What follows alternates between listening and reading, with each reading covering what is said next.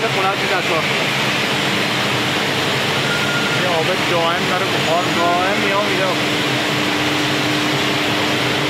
مکان خطرناکی خیلی موقع میمونه تو داخل سریاله برکه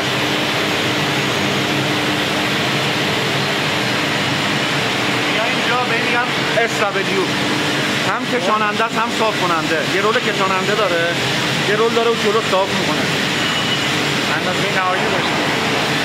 این دو به اولشه این جامیوارو رو میدن اینجا یعنی حالت یک کامره داره. جامیوارو از داخل استابلیو میره خودش گیربکس داره تا یه حدی خودش میره داخل بعد از استابلیو میره داخل قالب او پله میاد بیرون.